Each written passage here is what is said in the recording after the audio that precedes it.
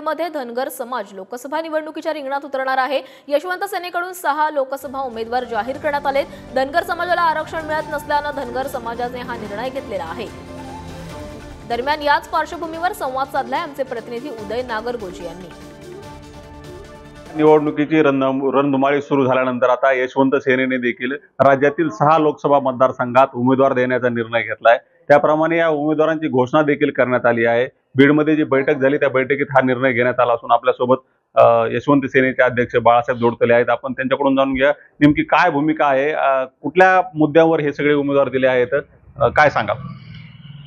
एकतर धनगर समाज सातत्याने मागील 2 वर्षापासून वेगवेगळ्या आंदोलनाच्या माध्यमातून आपला धनगर आरक्षणाचा प्रश्न मांडतोय आणि हे सरकार किंवा विरोधी पक्ष केवळ इथं सकारात्मक आहोत प्रत्यक्ष कृती करत नाहीये।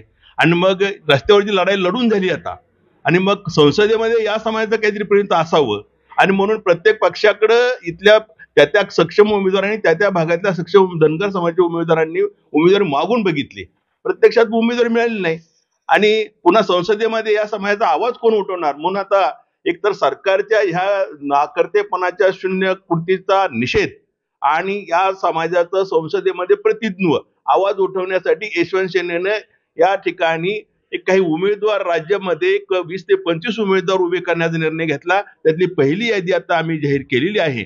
सोलापूर मतदारसंघामधून जो एससी राखीव आहे तिथं संजय दत्तात्रय क्षीरसागर म्हणजे संजय अण्णा यांनी अगोदर मोहोळ विधानसभेची निवडणूक 2 वेळा लढलेली आहे। अगदी अल्पशा म्हणजे 1000-2000 मतांनी त्यांचा पराभव झालेला होता आणि ते आज मोठ्या ताकदीनं निवडणूक लढवत आहेत। जवळपास 4 ते 5 लाख धनगर समाजाचं मतदान सोलापूर लोकसभेमध्ये आहे। ते जवळपास खूप मोठ्या रेसमध्ये आहेत।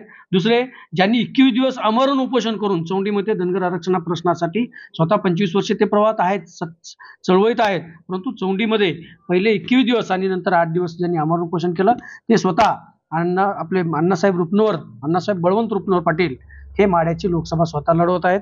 आता याचा आगामी राजकारणावर कसा परिणाम होतो आणि निकालात काय दिसते हे देखील पाहणे महत्त्वाचे ठरणार आहे। उदय नागरगोजे, पुढारी न्यूज, बीड।